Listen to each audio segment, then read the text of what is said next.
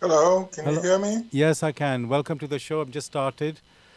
Dear listeners, this is Bless Radio. This is the Tuesday evening spiritual discussion program just after 6 p.m. And this is Saad here in the studio in London. It's really very, very hot today. Uh, I will say whether there are clouds, I'm not sure, but extremely hot, 33 degrees. Is it 29 now? Okay, thank you. Gregory, where are you and how's the weather where you are? I'm in Brussels and it's very hot. Very hot, exactly. Almost 33, 34. Wow, So, well, we'll have to enjoy it. We don't know how long it will last. exactly. I think that at least this week they're saying in UK we could break the temperature in July, which will I think is 37 degrees expected on Thursday. So Mm. it's going to only get warm. So, dear listeners, the aim of this show, the spiritual discussion program, is to introduce you to the spiritual knowledge in the light of truth, the Grail message by Abdushin. And we have a new topic every week. The topic for discussion tonight is cosmic turning point. You can join in the discussion with any questions or comments. The number to contact us here in UK, it is 079 444 31366. Gregory, just to check, there's something in the background, little background noise there. Just maybe if you can put yourself on mute uh, while I'm talking. So yes, and if you're outside of UK, you can contact us on the same number, but there is a code to input in front, which is 004479 Again, you can call, text, or use WhatsApp. I'm going to begin with what is the Grail message? The Grail message in the light of truth by Abdushin is a spiritual knowledge of life. It offers an explanation of the world, a picture of creation on the basis of natural laws.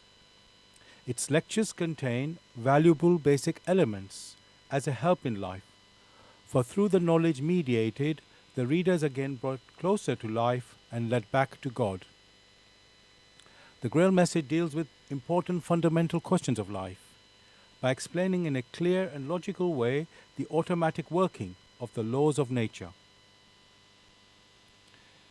the whole weaving of creation, allowing every process to be recognized and thereby the purpose of our whole life. It is directed at the individual and speaks to the innate experiences of the human being, their strengths and weaknesses. Thus, every reader has the opportunity to discover, through the intuitive perception, if what is stated is the truth. Combining with the matter of fact reasoning, a complete world picture arises, where there is no separation between the visible world and the great world beyond the five senses, nor any separation between scientific and religious striving for knowledge. I'd like to give you a couple of quotes from the author of the Grail Message, Abdushin. The hearer and reader of my lectures should always work within himself, keenly probing and building bridges from one lecture to the other, as well as out into the great and small world happenings. Only then will he be able to understand the Grail message and find that it gradually shapes itself into one complete whole, without leaving any gaps. Again and again, in all the happenings, the reader will come back to the basic features. He can explain everything without even without having to change even one single sentence. The word of the Grail message lives, so that it permits only those people who really carry the honest desire in their souls to find abundantly. All else is automatically rejected by it. For the arrogant and those who seek superficially, the message will remain the book with seven seals. And I'd like to give you one more quote from the author. I wish to fill the gaps which have so far always remained unanswered in the souls of men, and which never leave any serious thinker in peace if he earnestly seeks for the truth. So, dear listeners, just to remind you, the topic for discussion tonight is cosmic turning point. And you can join in the discussion with any questions or comments. The number to contact us here in UK, it is 079 444 31366. You can call, text, or use WhatsApp.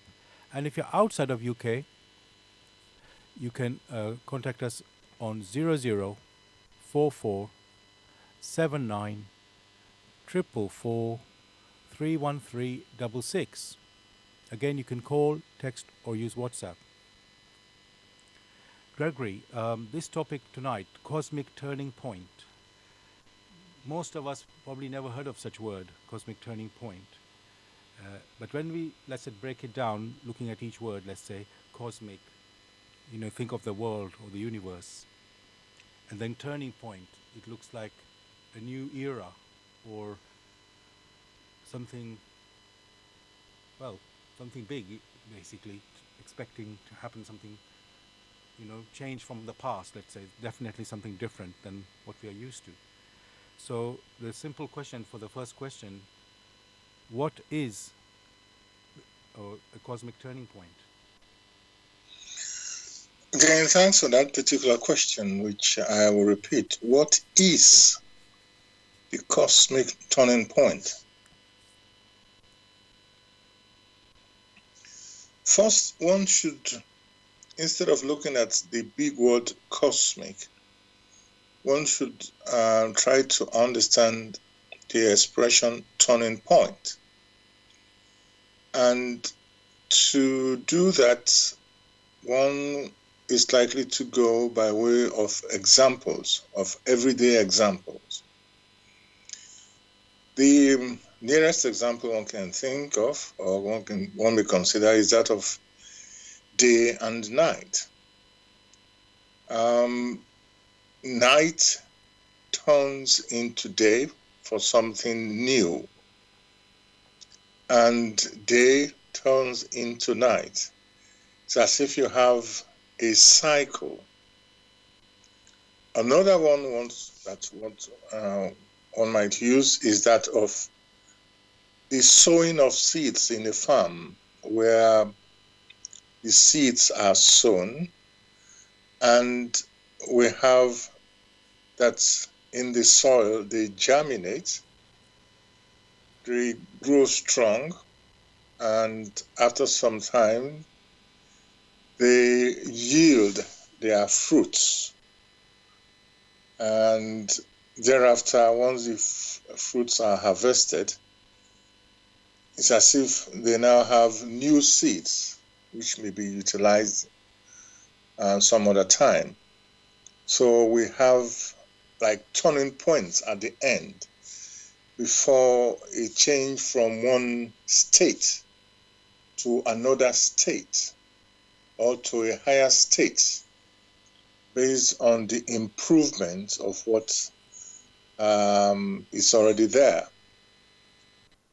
Just as one gave the simple example of the day and the night and of crops, also one may think of the revolution of the earth around the sun and such mighty and mightier cycles.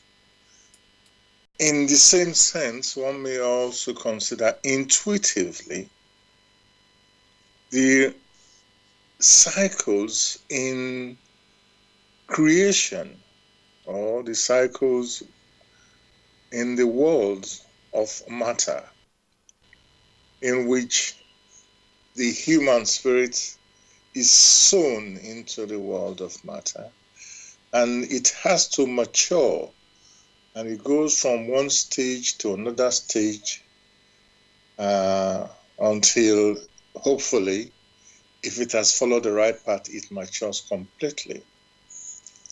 Therefore, if one now take the words or the expression, the whole expression, cosmic turning point, we now have a gigantic cycle. And one is referring to the last part of that cycle, in which there will be reaping of what had been sown. Only those that are matured enough will be reaped, and hopefully they will bear good fruits. But the pressure is always there, for there is power that moves all that is in creation.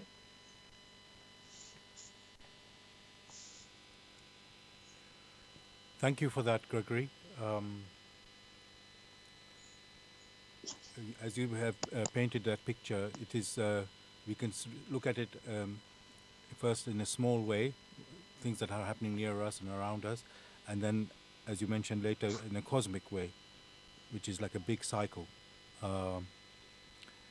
So I want to go back to the small way.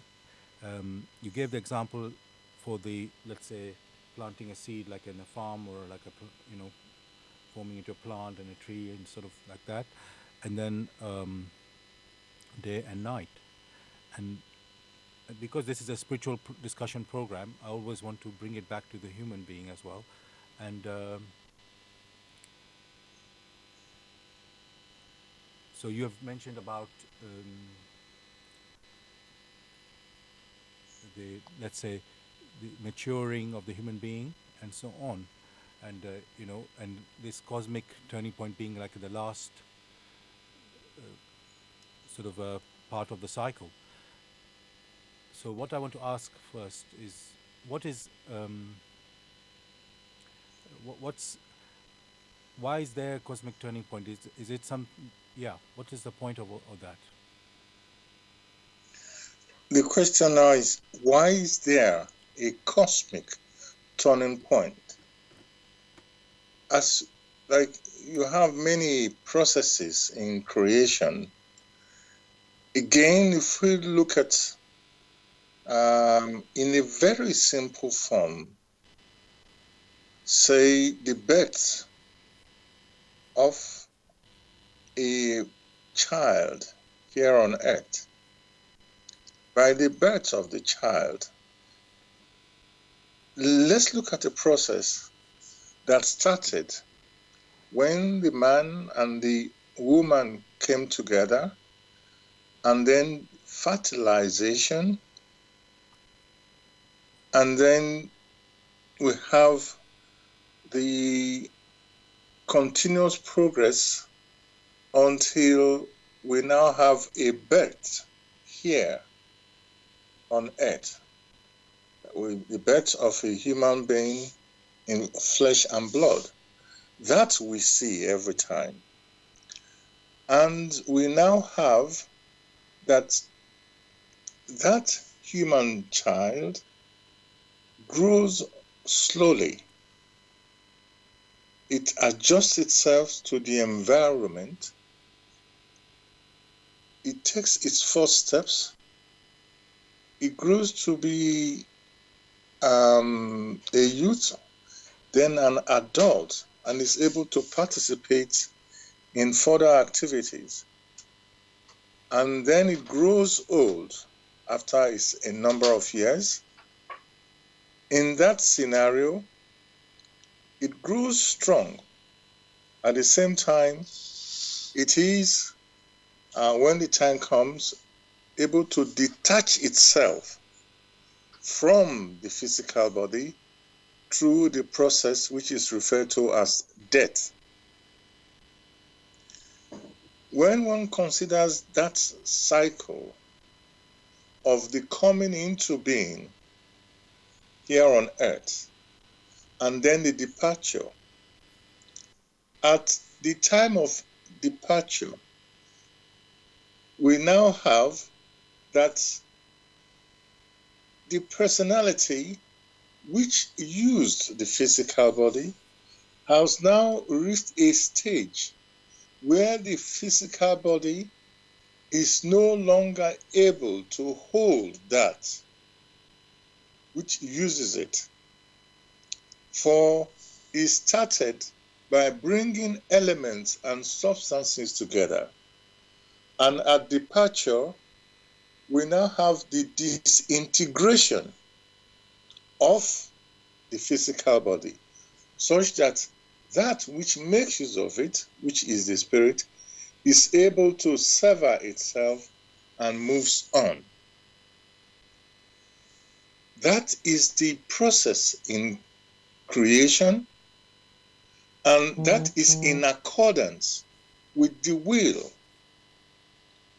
that has put these processes in creation. And that is the why.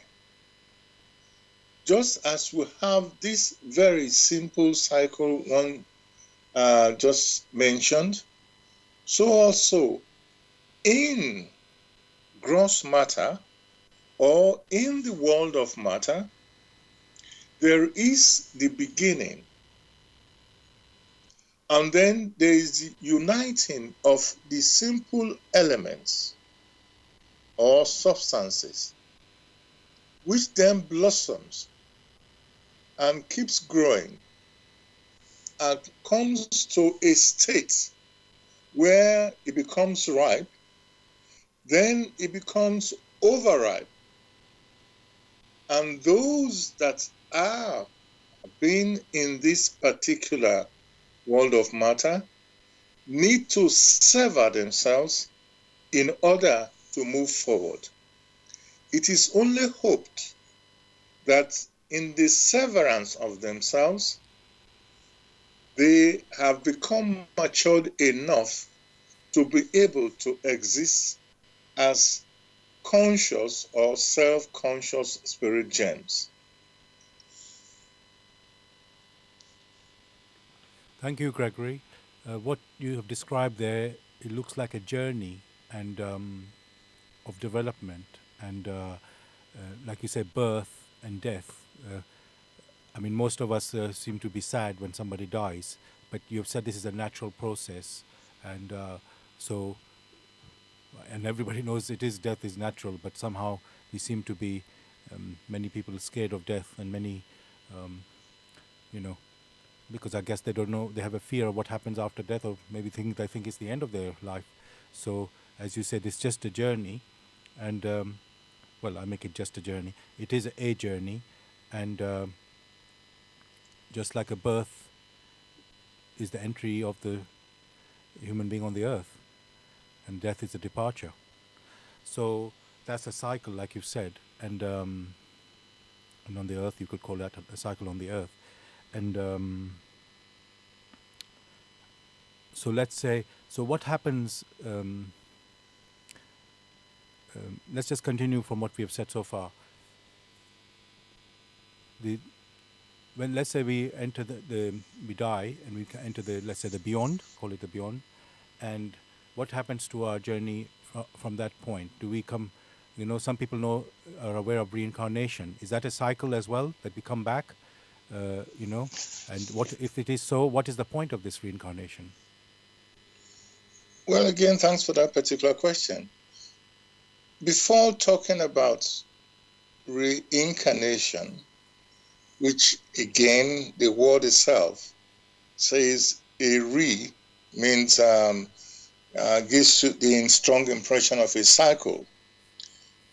In the description, one mention of coming to this earth and taking on a physical body, that already presumes that the entity, which in this case one may refer to as the human spirit or the human soul, already existed. It has only come here to gather experiences, to experience based on its volition, to mature. And the tool that it uses, which is the physical body, from the physical body arises the human intellect to assist it That assistance is in the form of an executive director. That means the human soul is able to communicate with the human body through the intuition. These steps pass through the brain, and in experiencing is able to mature. However, the physical body does not last forever. It's only for a time. Just as we described that one is born on earth, that means it has incarnated on earth, and after a period of time, there is the harvest. That means after a period of time, the human spirit or the human soul needs to journey on further, for the physical body which it uses only cooperates, is temporal, only cooperates for a period of time, and it needs to move on for further experiencing. But those experiences that the human spirit needs are manifold. In many cases, one earth life is not sufficient to gather all those experiences that it needs to mature. So, in that case, it needs to come back to mature further.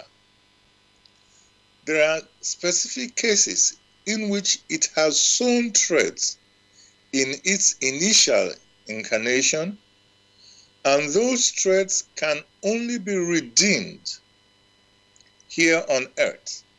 So it comes back in order to experience those threads and make amends.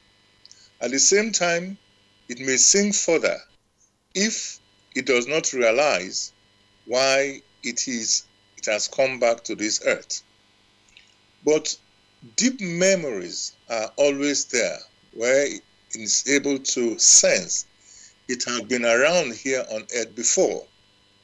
So the idea or the notion or the reality of reincarnation is a help for the human soul to come back here on earth in order to experience and sever the threads which could be holding it down, and on other occasions to understand the type of radiations which abound within the earth, such that it may use such radiations together with its own in order to mature.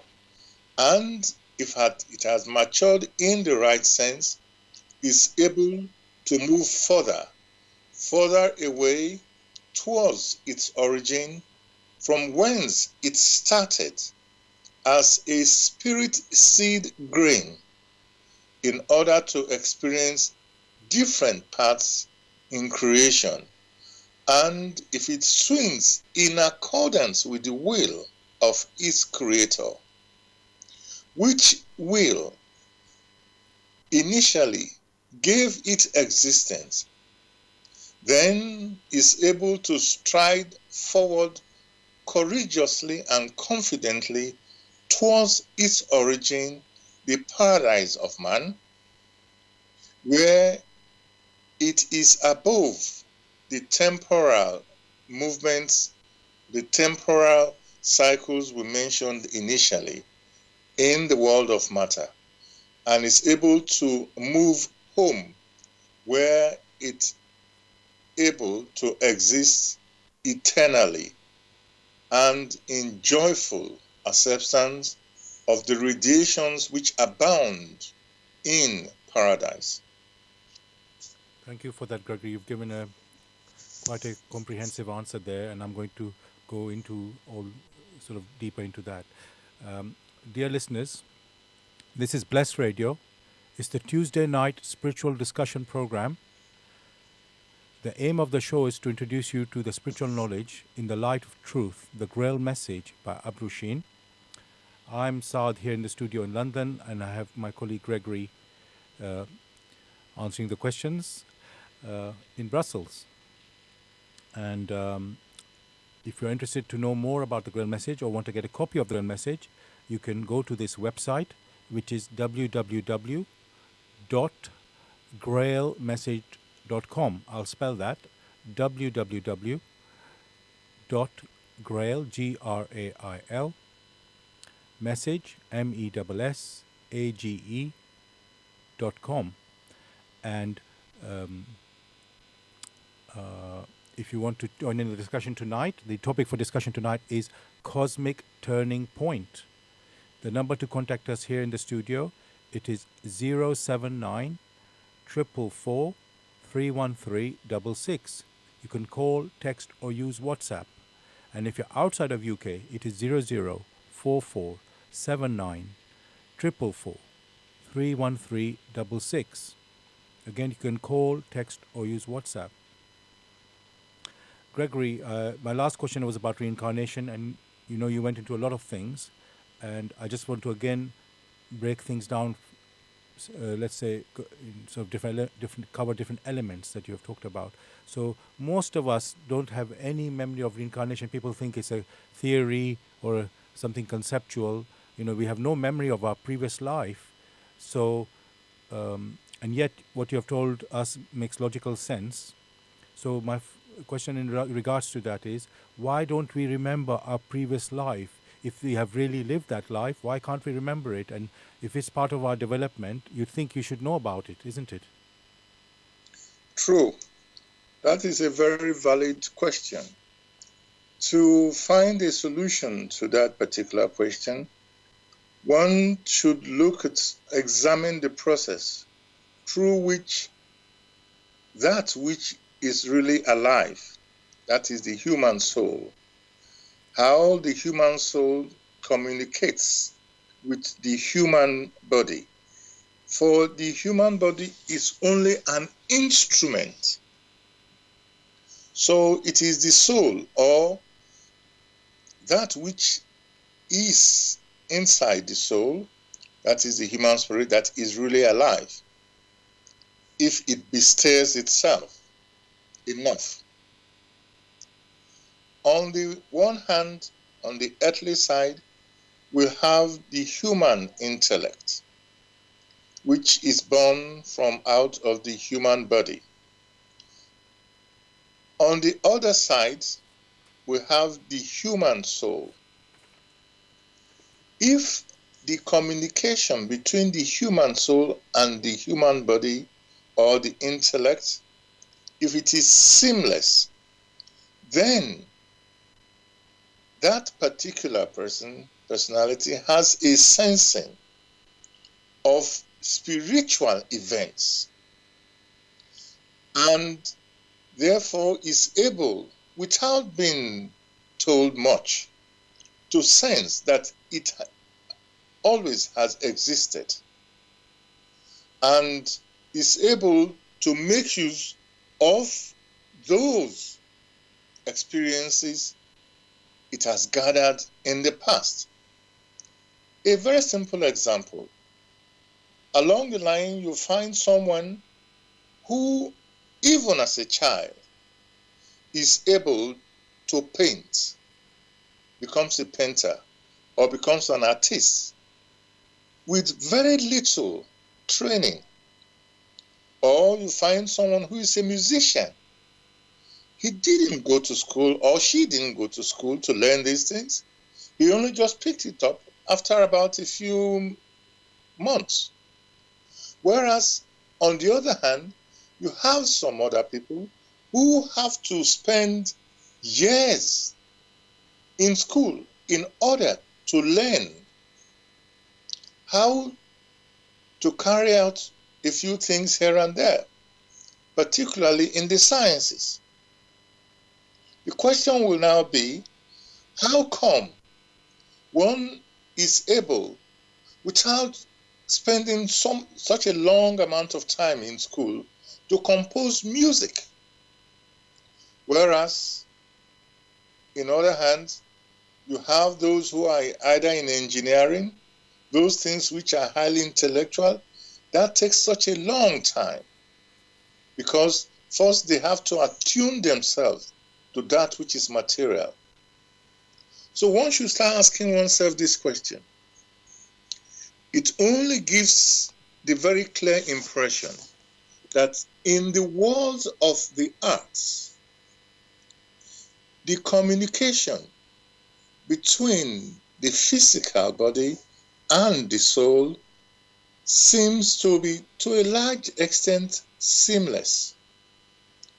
And one is able to interpret or bring forth those experiences it has gathered in the past and is able to make use of those experiences here.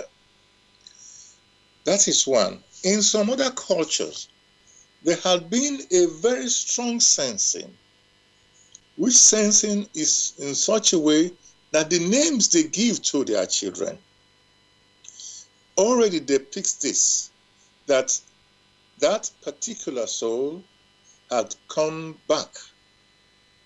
So it means deep within the psyche, deep within their soul, they already know they had been here before.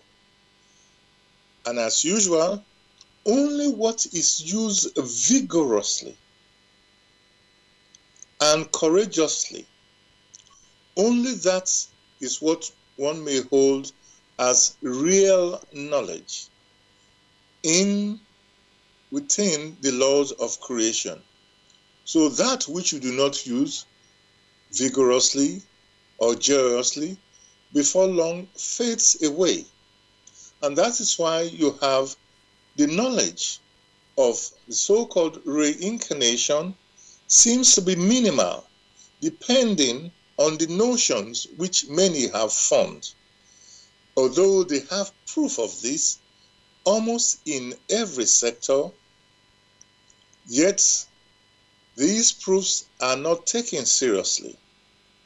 And what is not taken seriously and examined in all its perspective will not last. So, but there is another reason why many times these ideas or these notions of reincarnation doesn't seem to be so profound. And from the spiritual standpoint, we know that if the knowledge is so profound, many who were kings or who were rulers, now that haven't come back in order to experience, we want to stand aside and say, after all, I was a king in my past earth life, or I was the chief of commerce. And because of that, they will not bestir themselves vigorously in order to experience, not knowing that one is granted the opportunity to experience in humility, not in arrogance, that you are the chief of the armed force, or you are a billionaire or whatever, or a wealthy man, whatever they were at that time. That one should not stop you from learning that which is new. Therefore, you have, from a spiritual standpoint of view, the knowledge of reincarnation is as if it is blotted out, but not too much, to allow the human spirit or the human soul to focus on the experiences which it needs to gather in this time.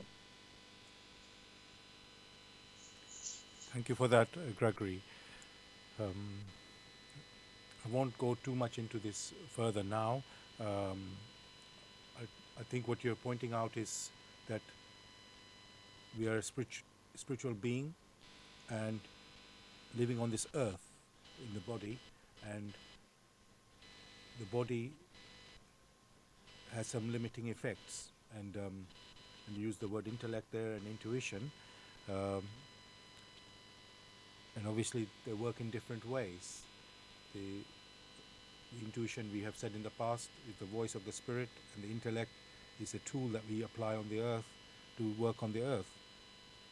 And they're not compatible, basically, because one is only earthly and the other one is purely spiritual. And so many things you can sense with the spirit in the intuition, and others which you can, let's say, use or use your intellect with, but you can't understand spiritual things with your intellect because they are of a different species, a different material. So, so dear listeners, it is a big topic, and yet it's also straightforward if we apply ourselves to find these answers. I think, Gregory, also the other thing is the being conscious of these things, because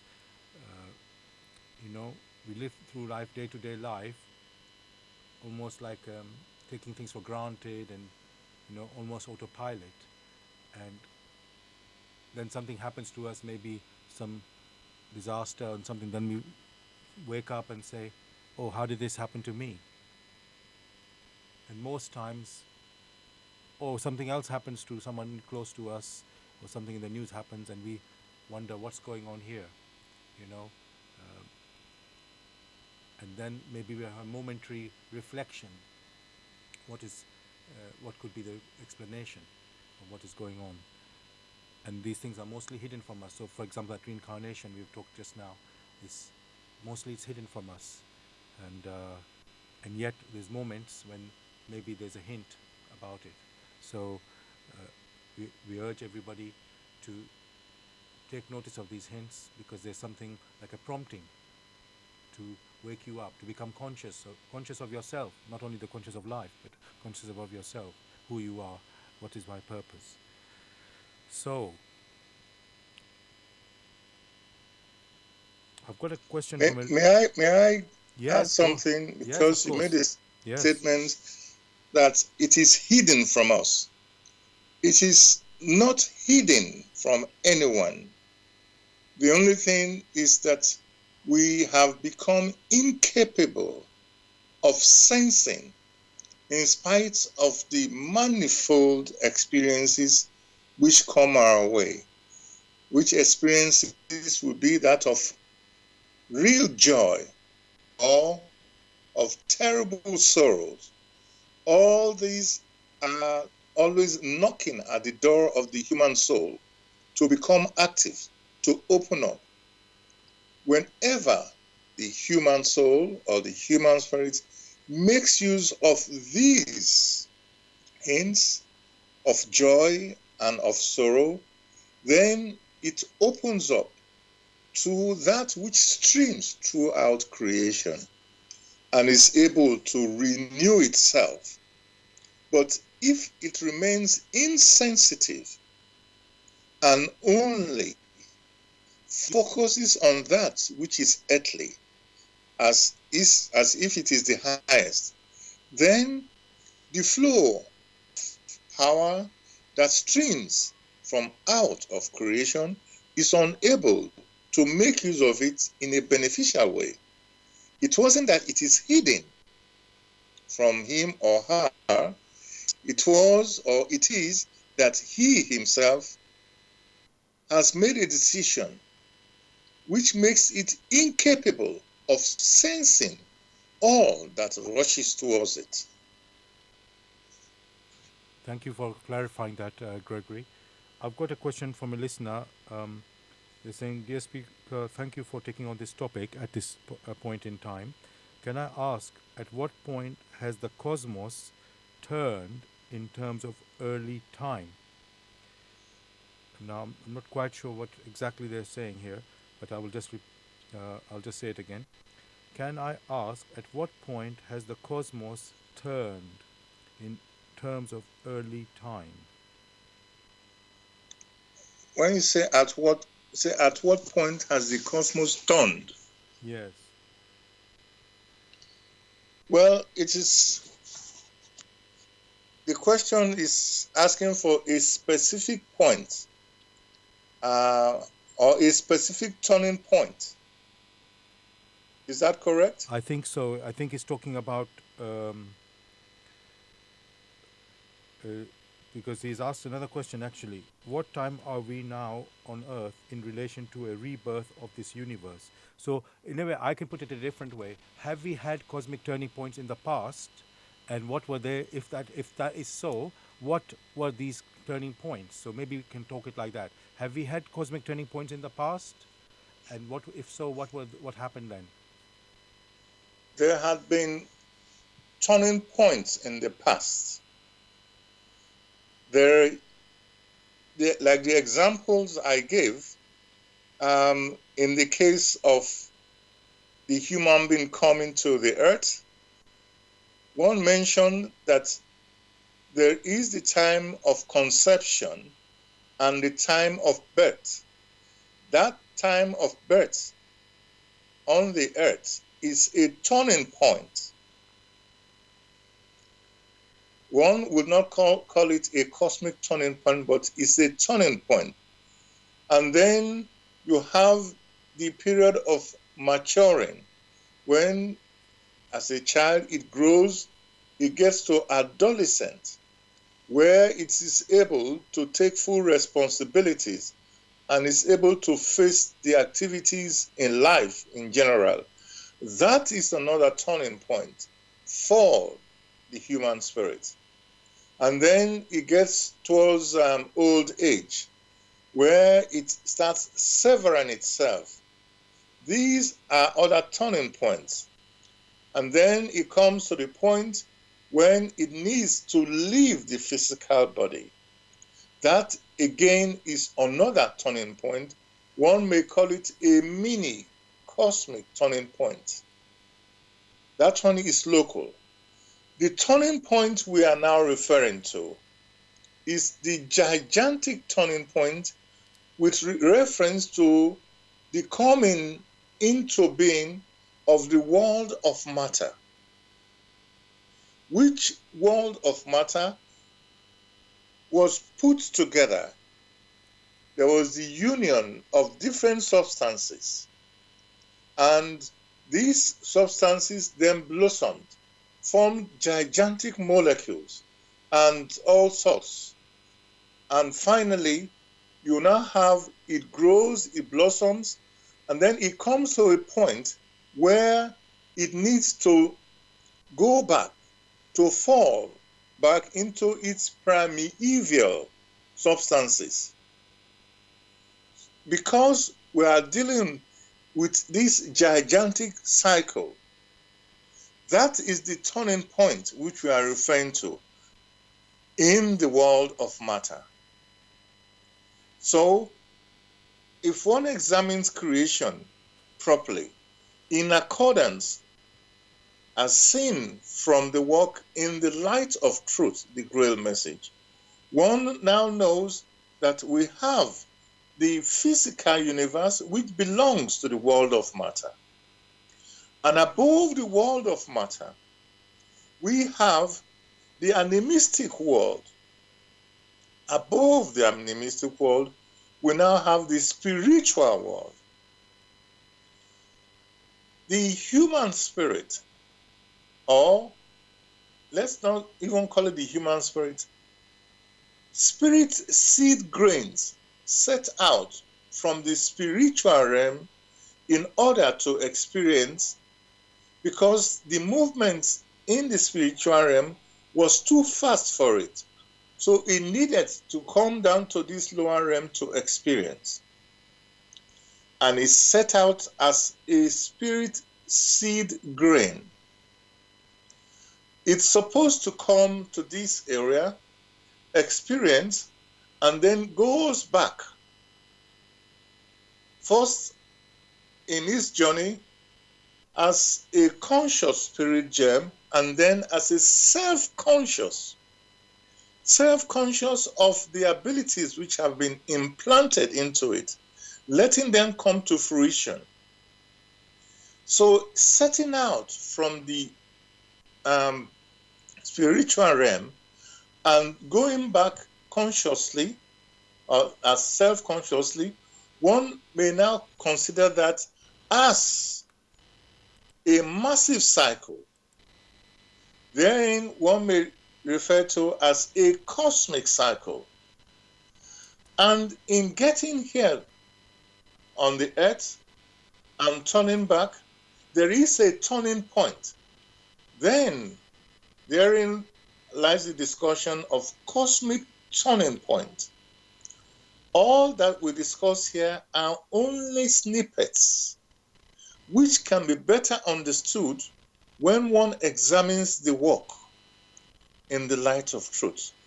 For it's understandable that questions arise, but he or she who asks questions is on a quest for understanding. And being on a quest for understanding, there is the need to prepare oneself for that which he or she needs to experience in order to understand those objects and processes in creation. So one is only touching on snippets, for there are many other things which have come in place. Thank you, Gregory. And dear listeners, as Gregory has mentioned, on this show, we can only touch on things rather than go into details because there has to be a structure, there has to be a foundation to build on and to study. And that's why Gregory is referring you all to read the Grail message for yourself, which is the foundation of all the discussions we are having here. So we can, as I said, only touch upon these things and give a little pointer, and the details or the full story you can find out in the Grail message for yourself. And I'll just refer you back to the website I mentioned. If you want to get more information or get a copy of the Grail message for yourself, you can go to this website, which is www.grailmessage.com. And I'll spell that, www.grail, Grail, message, MESSAGE.com.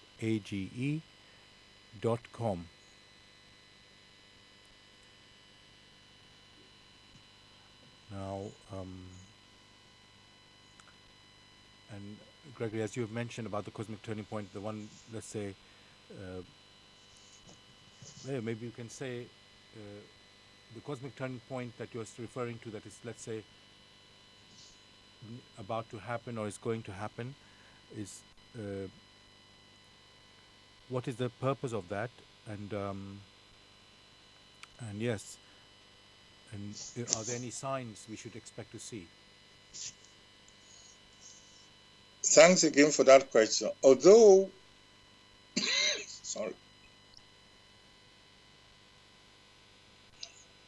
although one can point out all these things and all the necessary signs which abound, one of it being the frequent occurrence of events. The frequent occurrence of events in the sense that you find many things happening almost at the same time. The time between sowing and reaping is very short. These are little signs which one is able to pick up.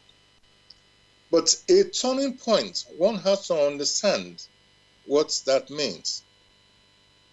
A turning point which enables those of good volition to be able to rise, whereas those of bad volition are stuck in the intellectual quagmire that they themselves have formed. One only needs to see what's happening in one's neighborhood and in the world in general. That in times like this, there are many events which depict brilliance, which depict a lot of intelligence. Yet, at the same time, there are events, there are happenings which depict the innate or sometimes wicked practices of human spirits.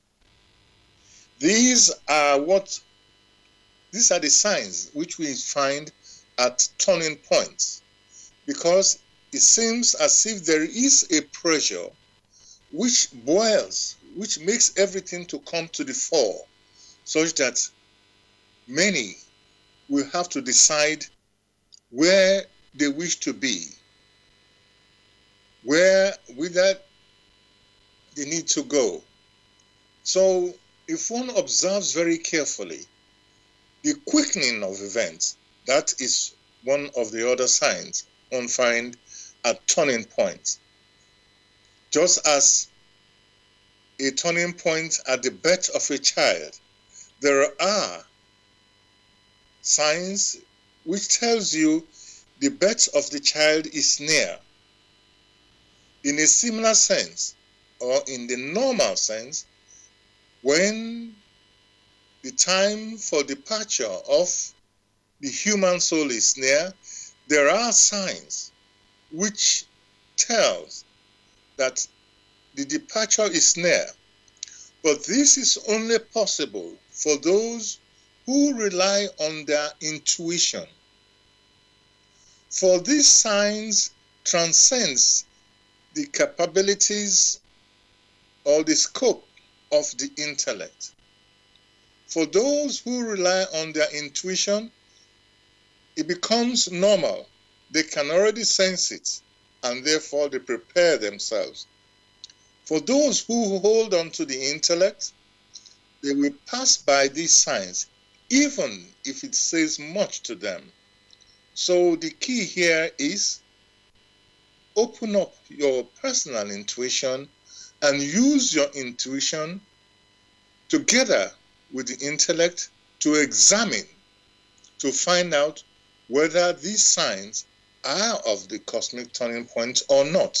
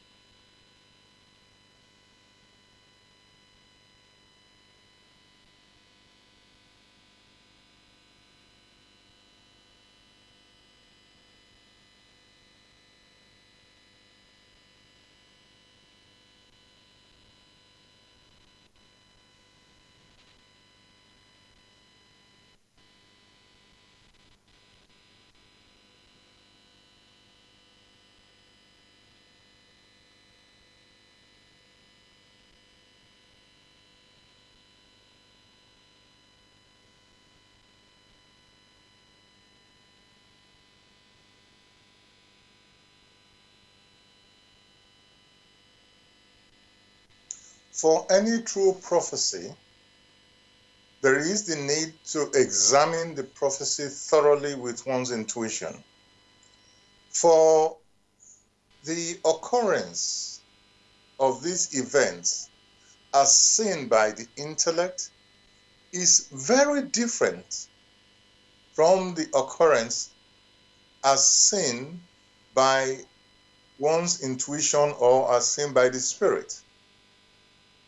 The time varies, and one should not forget that the human spirits themselves also add or subtract or influence the occurrence of these events.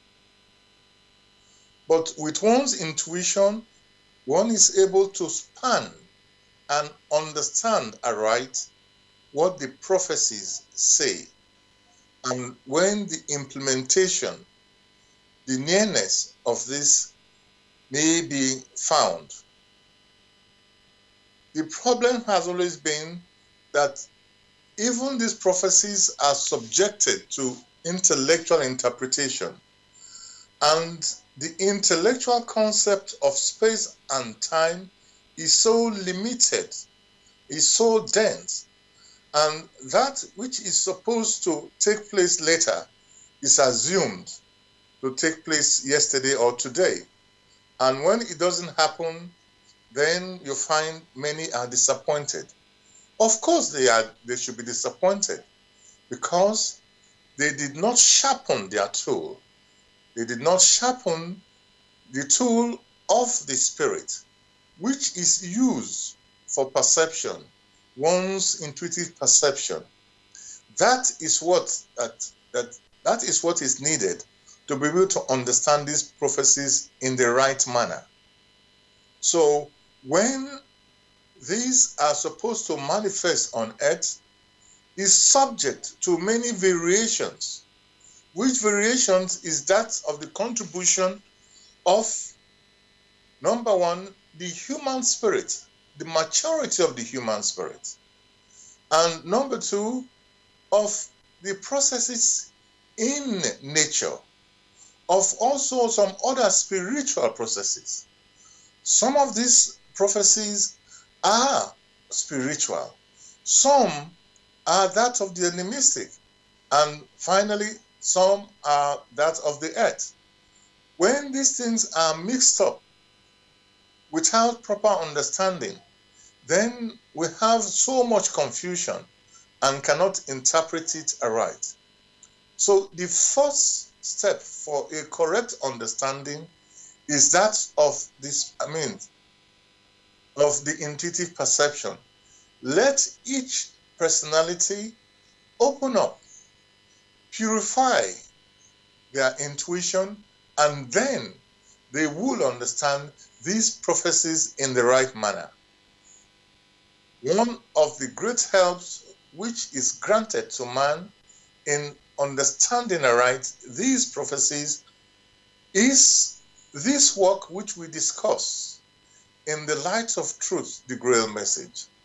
For it puts everything in the right perspective such that you yourself are able in sequence to understand this happening.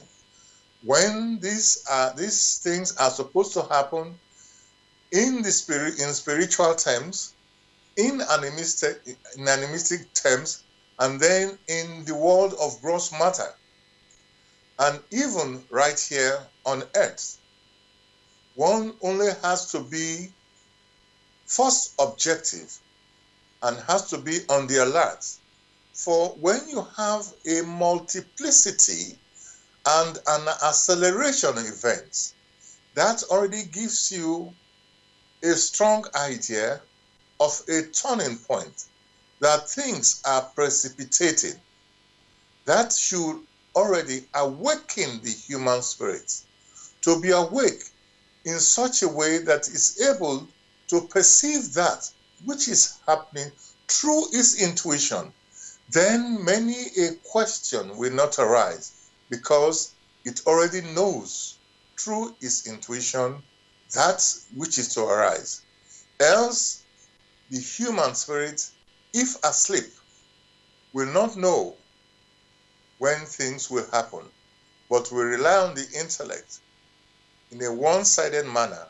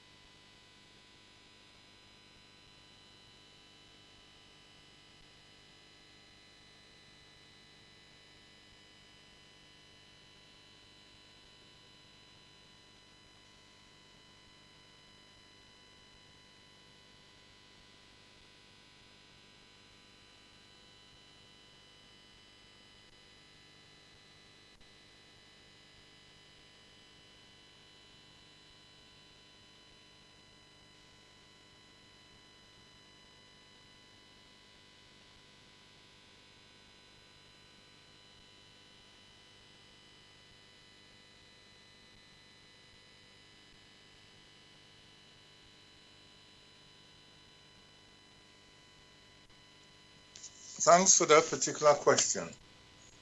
Of course, that prophecy or that saying which has arisen from Christ himself definitely will come to pass. But as usual, one must ask, how is it going to be that that particular prophecy is to be fulfilled?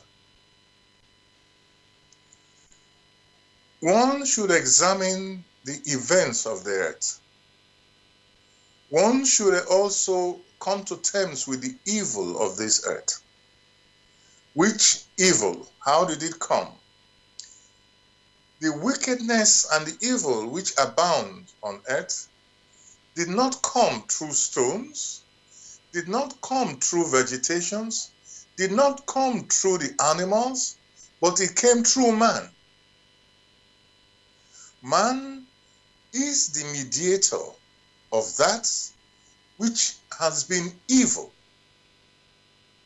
And therefore, as we sense that the kingdom of the Almighty will be pure, it only means, therefore, that before that kingdom comes, as has always been discussed or prayed, thy kingdom come.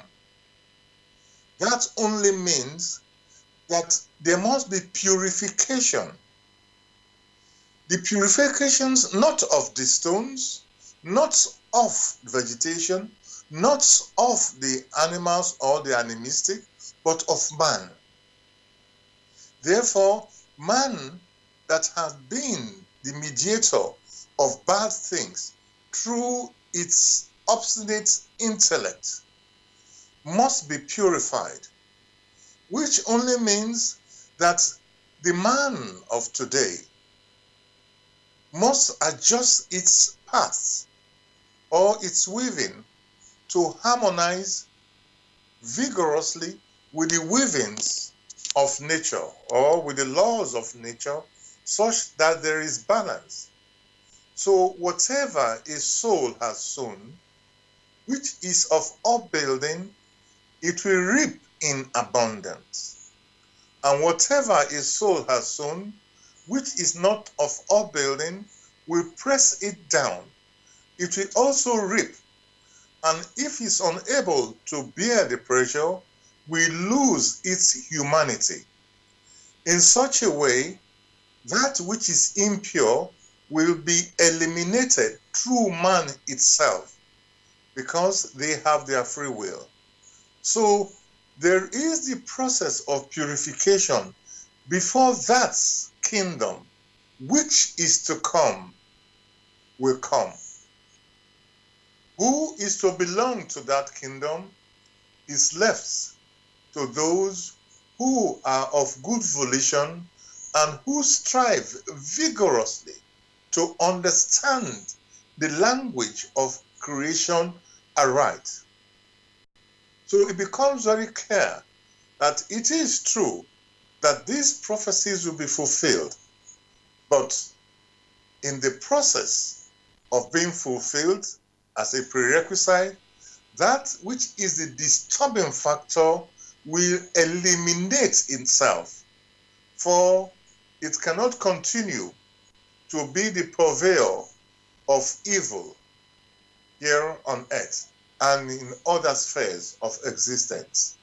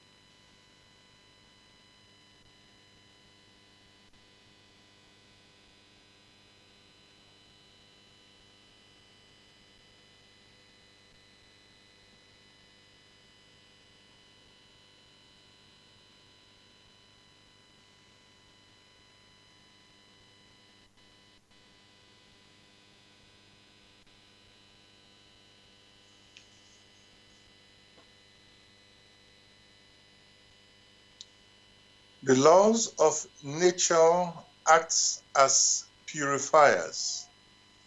They act as filters to filter away those of good and firm volition, that is, those who wish to swing in accordance with the will, that they will have threads which will hold them, which they will hold on tight because of their good and firm volition, such that the upheavals which take place in these purifications, they are to stand as rocks in the surging of these upheavals, to stand as rocks in the surging sea.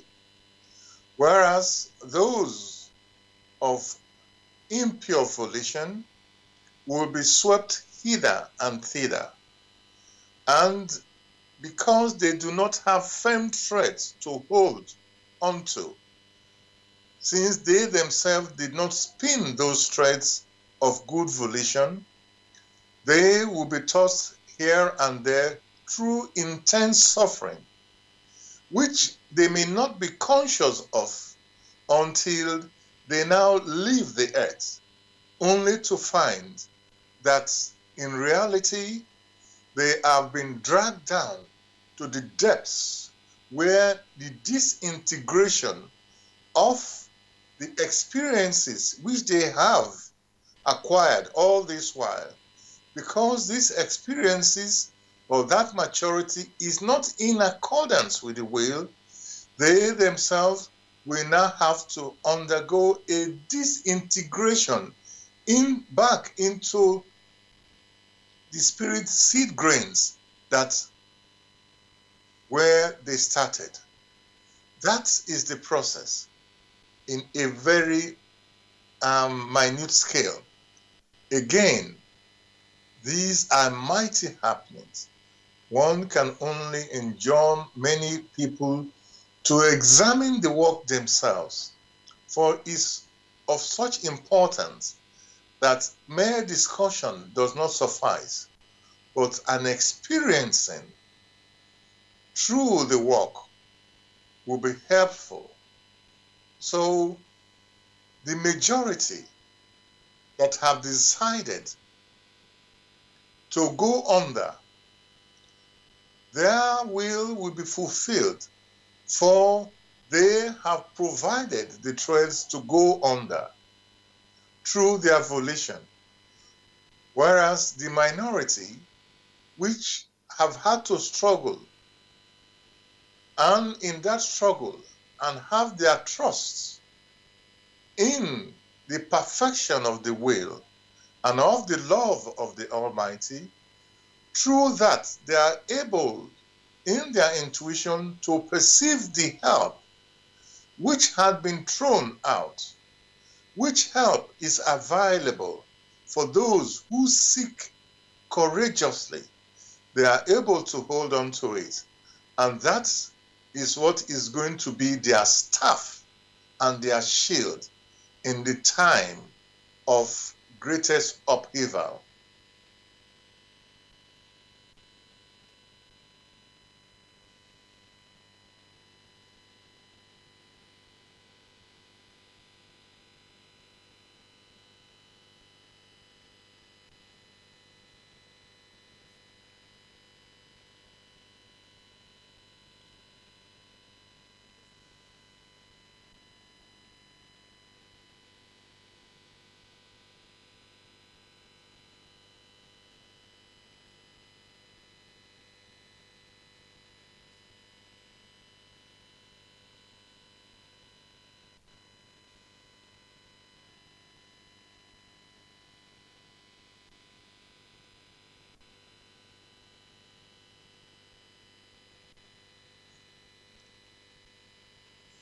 Again, thanks for these questions.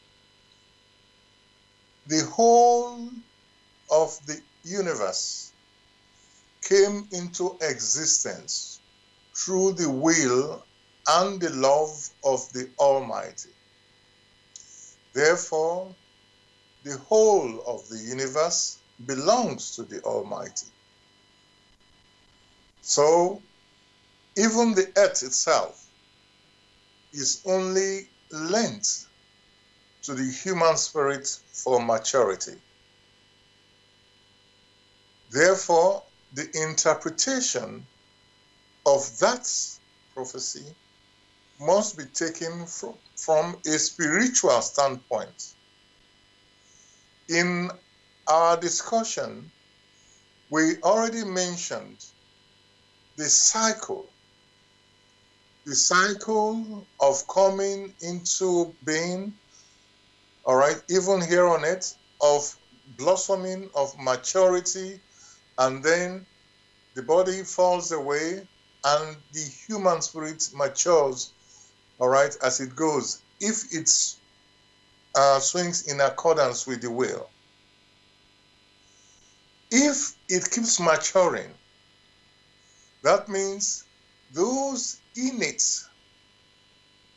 qualities which have been implanted into it comes to maturity. It is those innate tendencies or qualities that it uses in the service of the kingdom of the Lord Almighty. Only when those come to fruition, or in the process of coming to fruition, it will not recognize the kingdom of the Lord Almighty because it has buried those things which should help it from the cognitions to the recognitions. For it is the recognition of the events of those qualities that count. Therefore, it is for those who are awake, and to be awake in every aspect of life is equivalent to being born again or born anew. For as long as man is, what we say, being agile or is alive, his perceptions are always checking that which comes to it. That is what is demanded for being born again.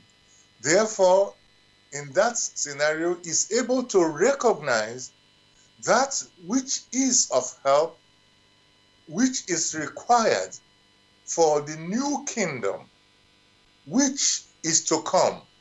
For the kingdom could be around, and yet many will not perceive it. A simple example was the time of Christ. When he spoke, they were asking that question of the kingdom of the Almighty. Yet, the Son of the Almighty was there in their midst. But because they had shut their hearts, they could not recognize him, in spite of the fact that he himself, the incarnate love, was in their midst. What beauty it would have been if they, at that time, had recognized him and followed him. Only the few who recognized him took the work and spread it abroad, such that the earth would not sink further, but rise a bit. So the human spirit itself has a role to play. The first thing is to recognize the help which has been granted to it, which help can only be recognized aright through one's intuition, and in making use of this help, such that the kingdom, thy kingdom, will come.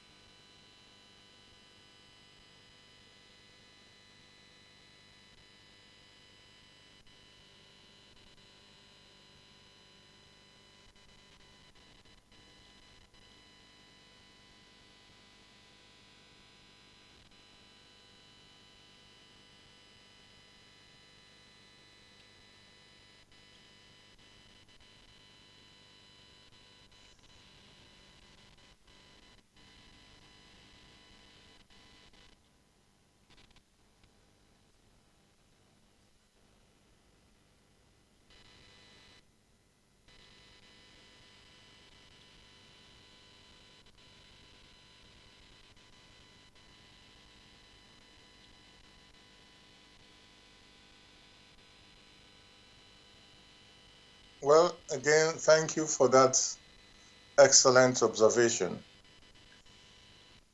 To respond to it, one will also make the quotation, by their actions, by their deeds, by their activities, one must be able to recognize.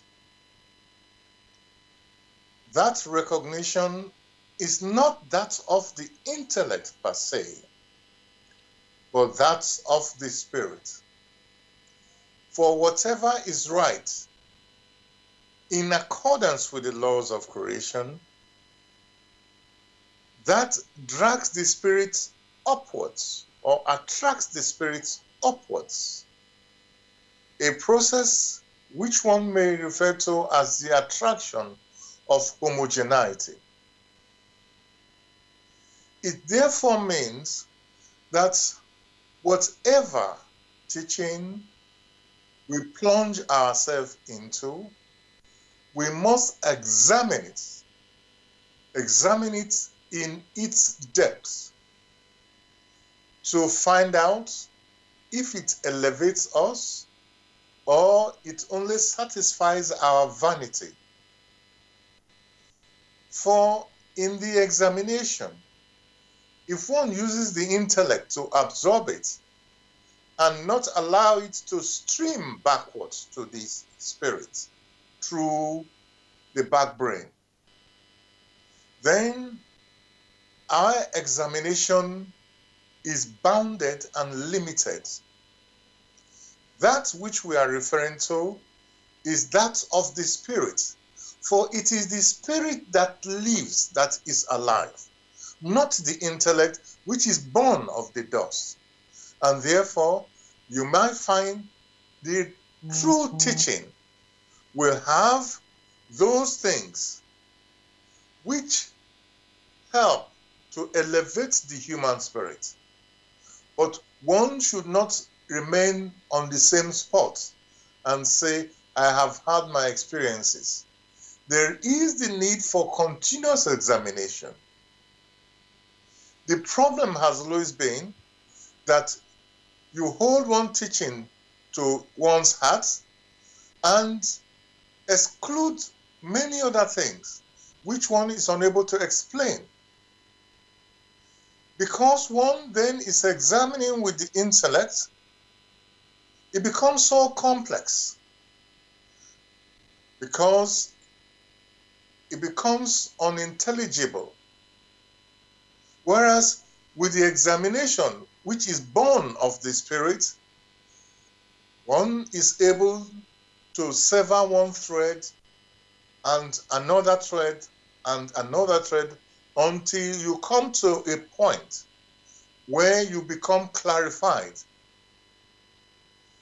The process of examination, like one said, is that of the spirit, for it is the spirit which compares and is able to wish to go back to its origin. If, on the other hand, that which has been introduced to it tends to hold it down, it should reject it, unless, however, the spirit is indolent, a process which is referred to as indolent of the spirit. In that case, very little can be done unless the spirit now energizes itself and severs itself from all these intellectual interpretations. So the key thing here, continuous examination and comparing that which one has taken in to the laws of creation through which it came into being. Whether it be the so-called Christianity or any religion, or even the work itself in the light of truth, the grail message. Every sentence must be examined rigorously to ensure that there is consistency. As you will find with many teachings, there are so many statements which turn out to be inconsistent. And that is why, in the words of Christ, let your yes be yes and your no be no. He's talking about consistency. So, must you examine any teaching? First, search using your intuitive perception for consistency. How this teaching is able to explain the happenings in the human domain, in the animistic domain, in the plant domain, in the world as a whole, not partially, but it should be comprehensive. For the teaching, the true teaching must be comprehensive and must be consistent with itself. For, as we know, a house divided against itself cannot stand. Therefore, we must strive to find, in our search, whether a house is divided against itself. When one finds that house or that teaching which is not divided against itself, because all the different parts, whether it be that of spirituality or of the animistic or of the plant or of the whole world of the universe, then that teaching that talks about each one of these in the comprehensive way is the right teaching. But that demands that the human spirit must be alive intuitively. Else, whatever it's doing is only tied here to the earth and does not give any insight into what happens hereafter.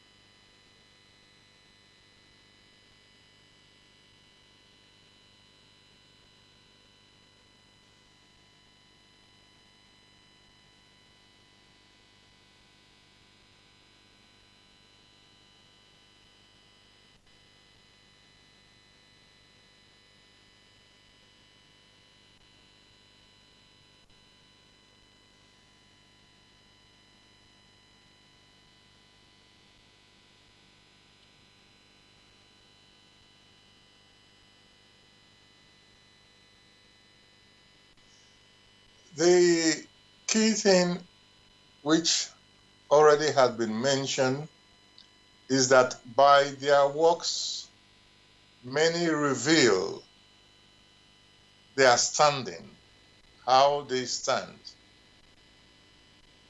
Here on earth, the need is there to spiritualize our deeds, to make them spiritual so that things flow. Like it said, thy kingdom come, like you mentioned. The kingdom which is perfect. It means that the human spirit here on earth should bring the beauty which they sense from up there down here to the earth. Whether it's in commerce, where we have an exchange, which exchange will be based in balance, in giving and taking. If, however, many resides to intellectual cunning in order to arrive at a goal, then they have marked themselves as cunning personalities. And before long, they will have to reap the consequences of those cunning ways. This happens again and again. And since the topic we are dealing with is the cosmic turning point, which turning point precedes the kingdom, which turning point purifies many of the human spirits, such that they will have the true and good volition. It seems, therefore, there is a pressure which forces many to reveal their inner motives. And when these inner motives are revealed, they then pass judgment on themselves. If these motives are in accordance with the laws of creation, such as to ennoble all that exists, not only for themselves, but also their neighbors, then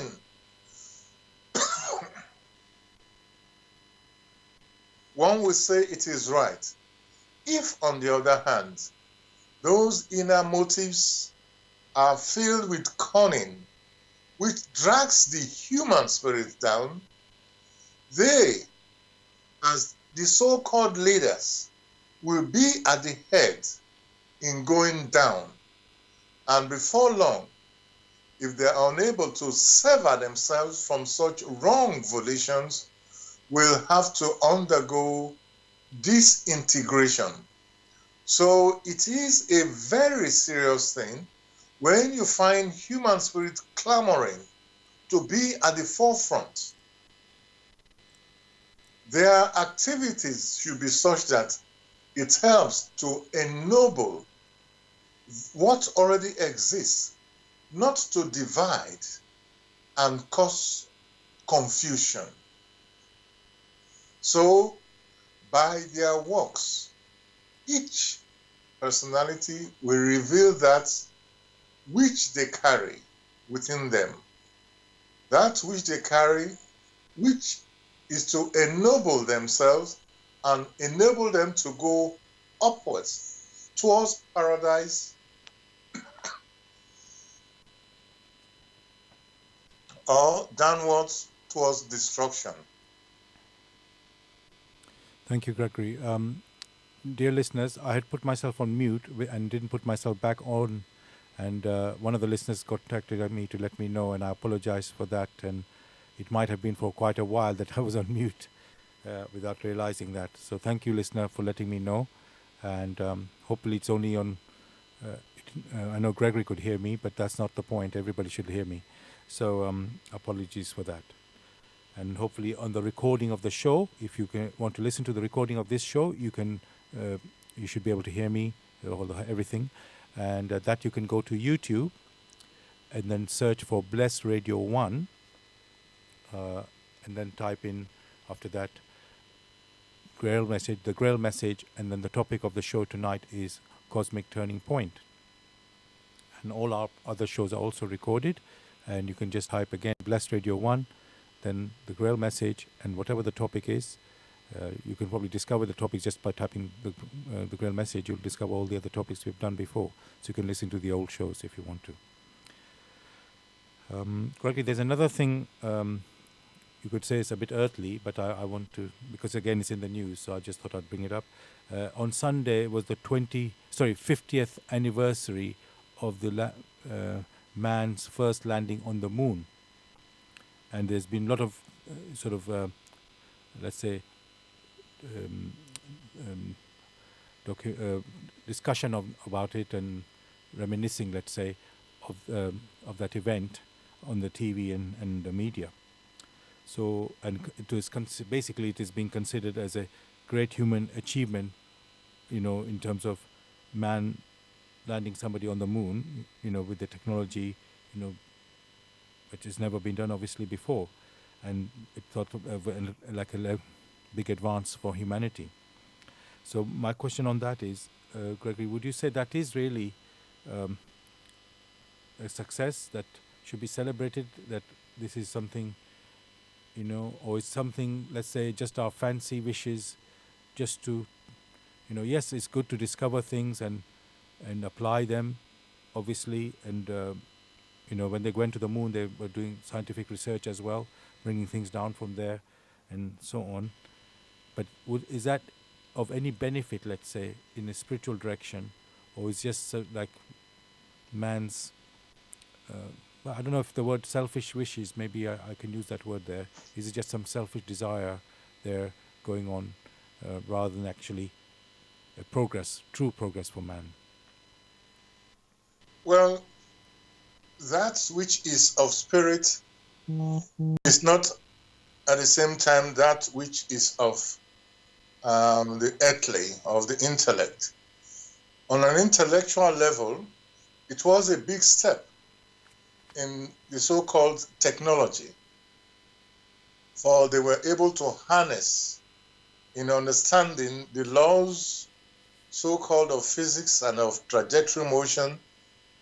They were able to put everything together on an intellectual platform and land a person on the moon. That definitely is a big step.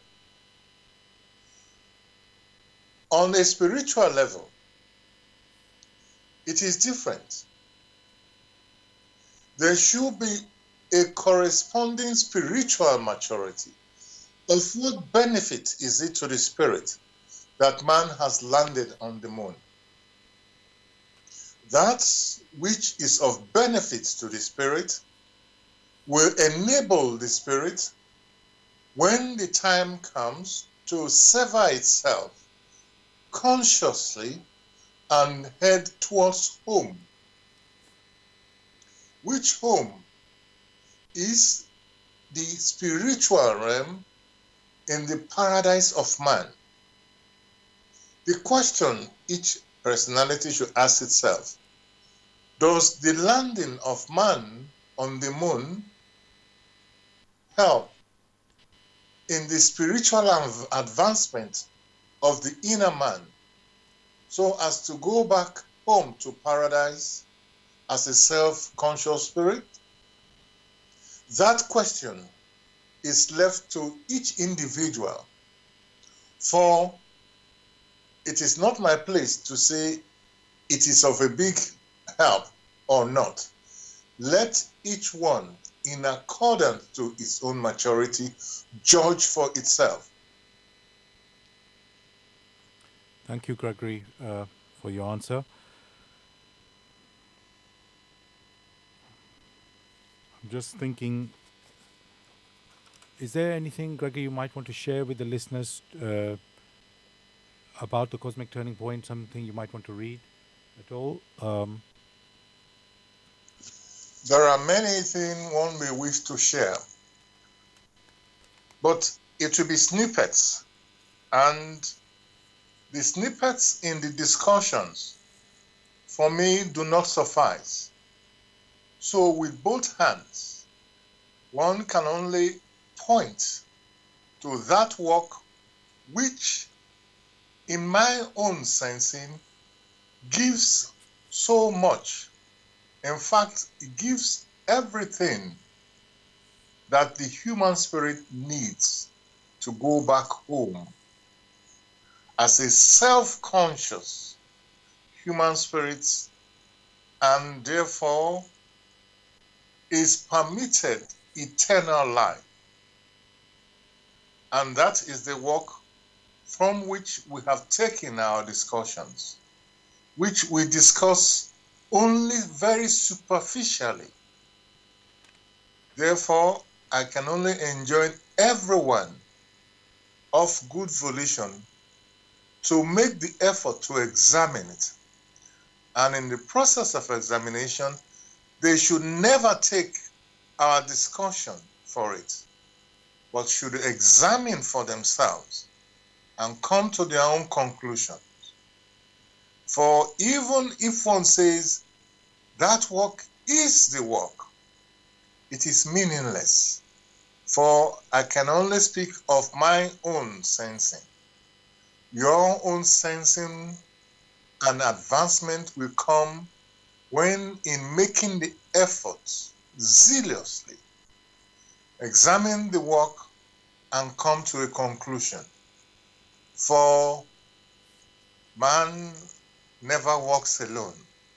Help has always been there. You only need to open it to find out that which it contains. Thank you, Gregory, for that. And just more sort of going into the cosmic turning point, you've referred to that, let's say, that is something that is sort of happening, let's say, in our time. And but what I would like to ask is there another expectation of even a further cosmic turning point after the one that we are currently, let's say, going through? Is there something else? Because, as we have said, there's always continuous development. And is there something now more expected in another era, let's say? In this particular scenario, which one has discussed, in the coming into being of the human spirit as spirit gems and coming to the earth to experience, or to coming into the world of matter to experience, and then going back consciously for those of good volition and for those who are found worthy, there is just this cosmic turning point. This cosmic turning point means that the last opportunity for them to make use of the help which abounds has been presented. There is no other. For one is discussing that gigantic cycle which came into existence with the world of matter, which as at now is reaching the period of ripeness and over-ripeness, in which the human spirits that have incarnated in this world of matter need to sever themselves with the right knowledge and move further.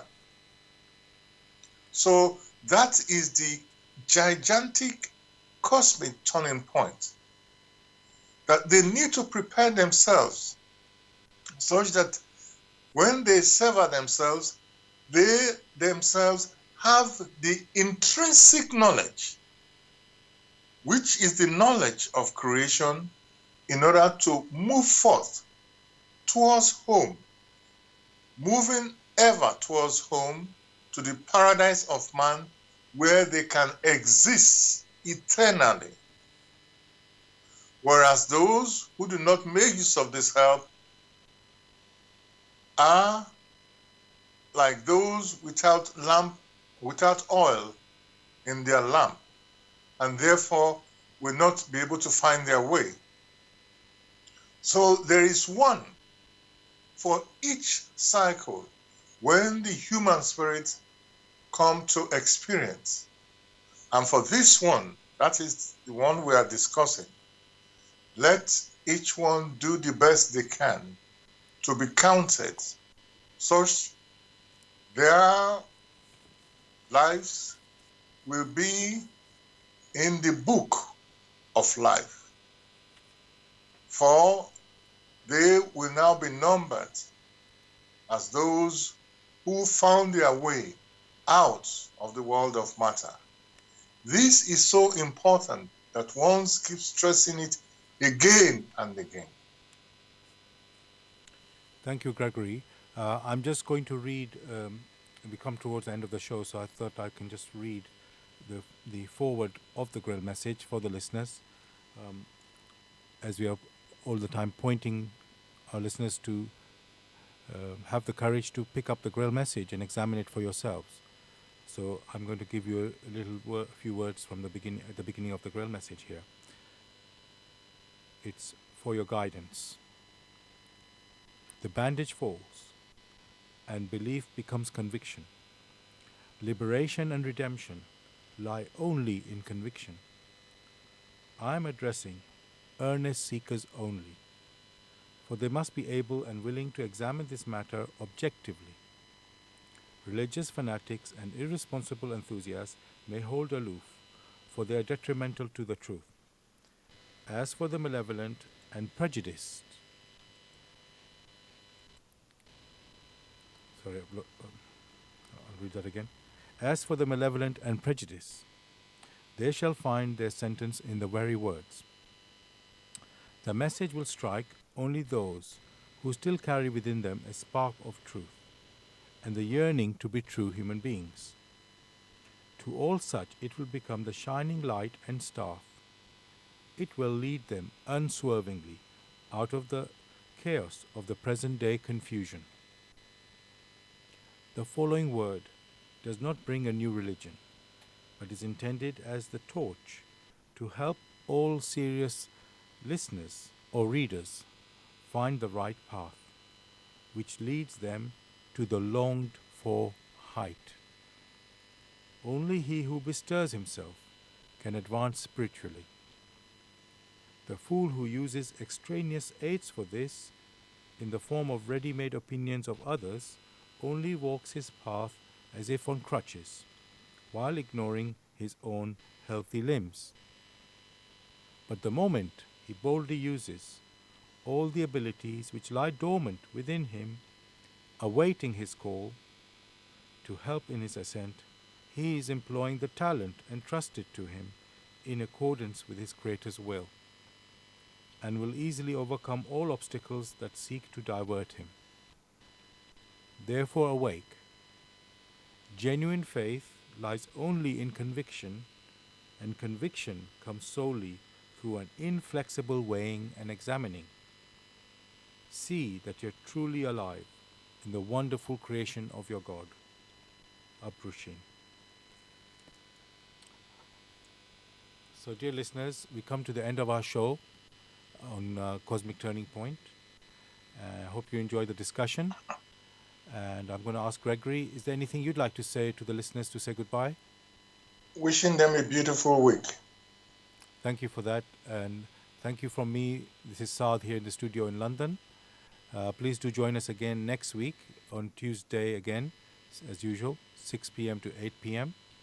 We'll have a new topic then. We'll discover that when we come.